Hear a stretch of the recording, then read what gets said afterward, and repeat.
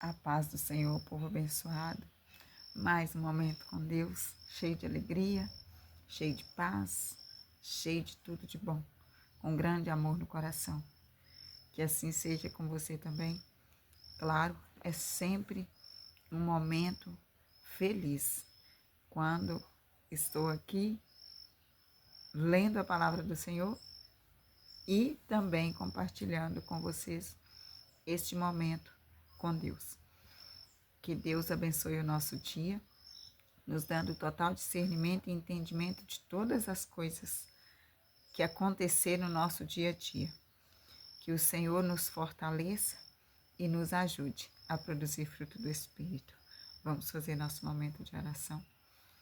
Pai querido, aqui estamos para te adorar, Espírito Santo de Deus. Que a gente entregue ao Pai neste momento uma adoração verdadeira e perfeita. Que seja um momento de intimidade com Ele, de perfeita entrega. Espírito Santo de Deus, tira da nossa mente todo pensamento que não é seu. Tira do nosso coração todo sentimento que não é seu. Esvazia a nossa mente, o nosso coração, para que a gente volte completamente das coisas concernentes ao Reino. Aqui estamos para te agradecer, Deus maravilhoso e poderoso, por tudo que o Senhor tem feito por nós. Agradecer pela nossa família, pela nossa vida, por este momento contigo. Pai, pedimos perdão pelos nossos pecados, pelas nossas ações, falhas e pensamento. Não peço também só para mim, mas peço para todos os meus familiares, peço para todos que estão assistindo, para os familiares deles.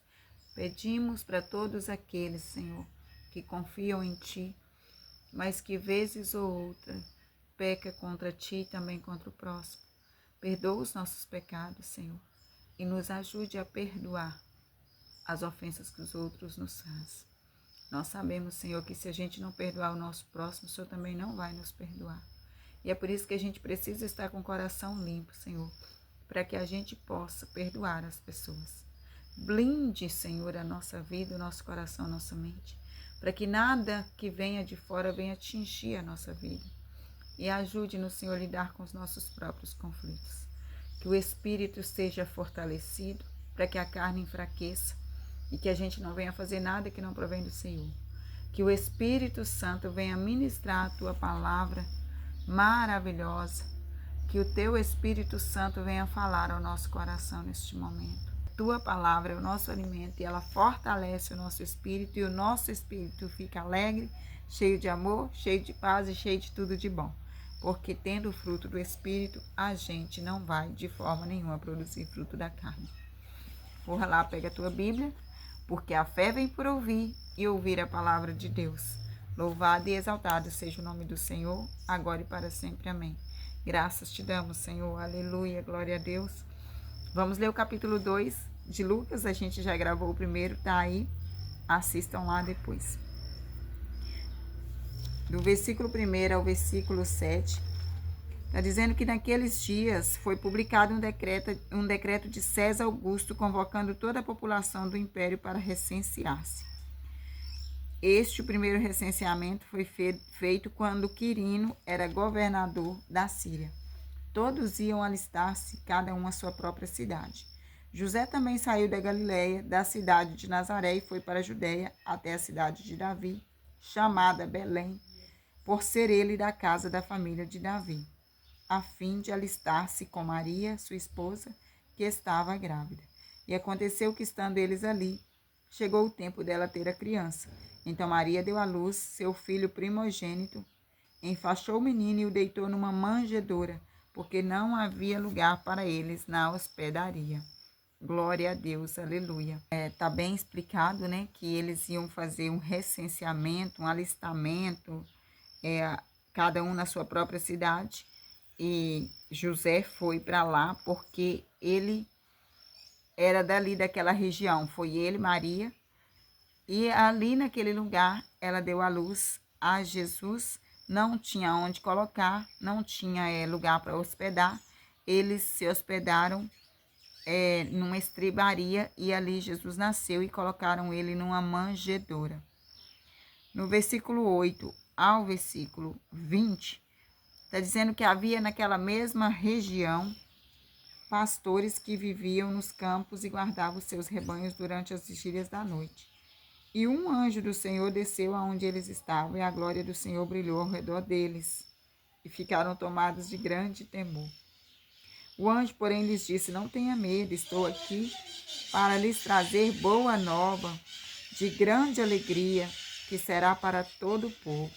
É que hoje na cidade de Davi lhe nasceu o Salvador, que é Cristo o Senhor. Isso servirá a vocês de sinal. Vocês encontrarão uma criança envolta em faixas e deitada em manjedoura.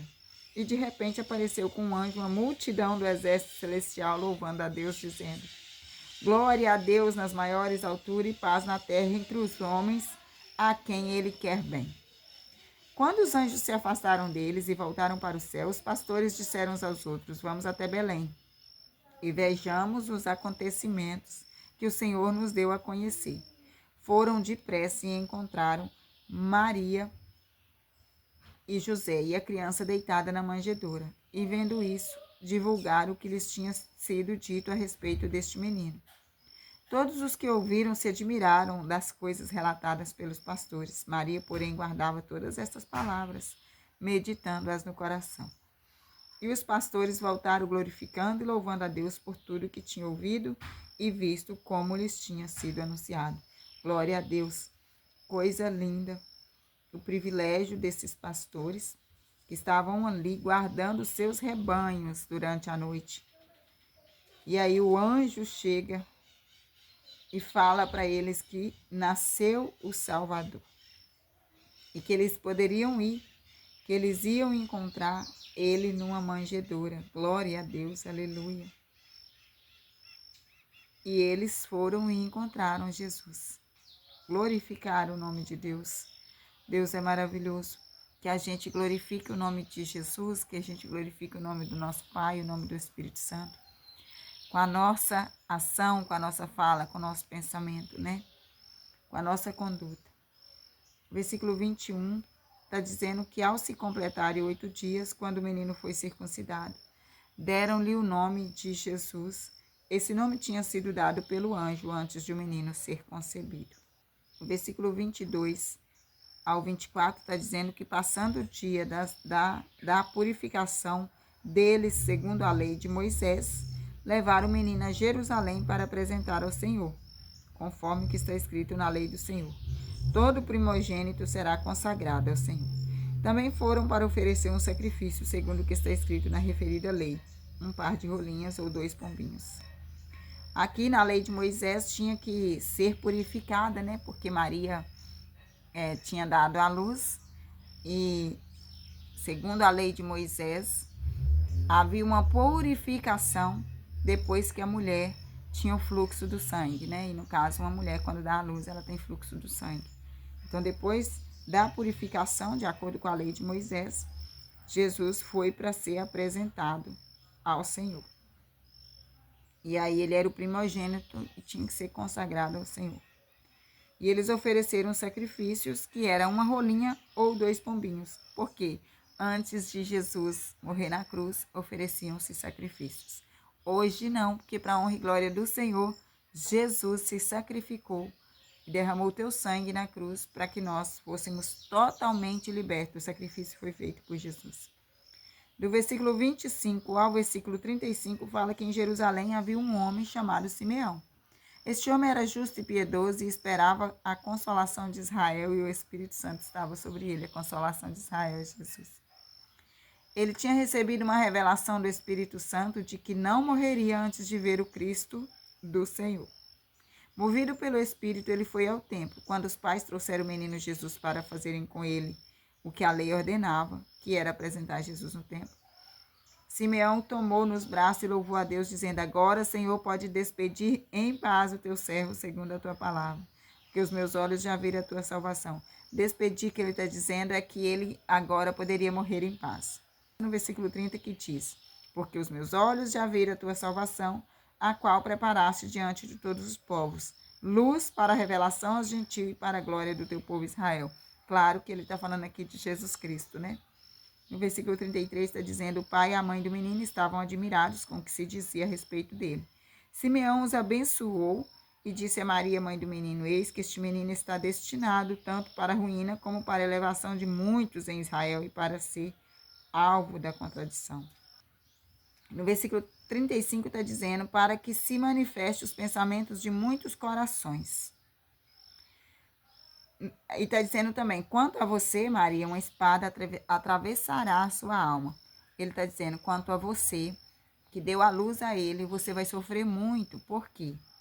Eu imagino que a gente, como mãe, a gente nem pode pensar sobre algum mal, alguma dor que os nossos filhos passam.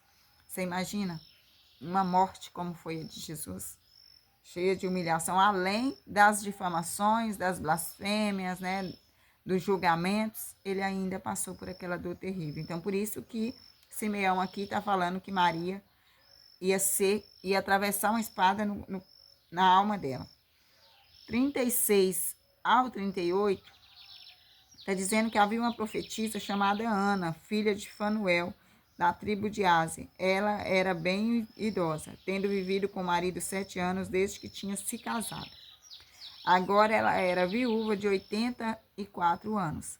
Ela não deixava o templo, mas adorava noite e dia com jejuns e orações. E chegando naquela hora, dava graças a Deus e falava a respeito do menino a todos os que esperavam a redenção de Jerusalém. Aqui a profetisa Ana falava a respeito de Jesus, porque como profetisa, ela sabia das Escrituras. Então, ela sabia que estava já escrito nas Escrituras que Jesus viria. Mas olha aqui a profetisa Ana. Ela estava na frente do templo, falando de Jesus para todos, porque ela se dedicava somente a isso. Ela não deixava o templo, adorava noite e dia, com jejuns e orações. E fala que chegando naquela hora, ela deu graças a Deus e falava a respeito do menino a todos os que esperavam a redenção de Jerusalém. Então, a profetisa Ana, ela falava de Jesus, ela pregava. E ela pregava na frente do templo. E para a honra e glória do Senhor, hoje todos nós podemos falar do amor de Deus, podemos falar de Cristo, para que o reino de Deus se achegue a cada um. No versículo 39 e 40 está dizendo que depois de ter cumprido tudo conforme a lei do Senhor, voltaram para Galiléia, para a sua cidade de Nazaré. O menino crescia e se fortalecia, enchendo-se de sabedoria, e a graça de Deus estava sobre ele. Do versículo 41 ao versículo 52. Todos os anos, os pais de Jesus iam a Jerusalém para a festa da Páscoa. Quando ele atingiu os 12 anos, foram a Jerusalém, segundo o costume da festa. Terminados os dias da festa, ao regressarem, o menino Jesus ficou em Jerusalém sem que os pais dele percebessem. Pensando, porém, que ele estava entre os companheiros de viagem, andaram um dia inteiro e então começaram a procurá-lo entre os parentes e os conhecidos. E como não o encontraram, voltaram para Jerusalém à sua procura. 3 dias depois o acharam no templo, assentado no meio dos doutores, ouvindo-os e fazendo-lhes pergunta. E todos os que ouviam o menino se admiravam muito da sua inteligência e das suas respostas. Logo que os pais ouviram, ficaram maravilhados. E a sua mãe lhe disse: filho, por que você fez isso conosco? Seu pai e eu estávamos aflitos à sua procura. Jesus respondeu: por que me procuravam? Não sabiam que eu tinha de estar na casa de meu pai? Glória a Deus. Não compreenderam, porém, as palavras que ele disse, e voltou com eles para Nazaré e era submisso a eles. E a mãe dele guardava todas estas coisas no coração. E Jesus crescia em sabedoria, estatura e graça diante de Deus e dos homens. Glória a Deus. Então, ele ali falando que ele estava na casa de Deus. Glória a Deus, na casa do pai dele, né? E ele era muito inteligente e sábio. Claro que ele era inteligente e sábio. Ele era o filho de Deus. Glória a Deus, louvado seja o nome do Senhor. Esse foi um dos primeiros exemplos que Jesus deixou para a gente, né?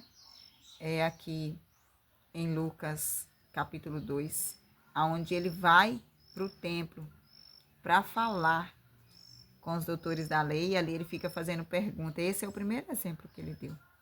O exemplo de ir à igreja, né? De ir no templo do Senhor. Nós somos templo do Senhor, né? Em nome de Jesus, todos nós somos templo do Senhor. Mas há um templo que significa um local, um espaço onde todos se congregam para adorar o Senhor. Esse templo do Senhor é esse que Jesus está dizendo.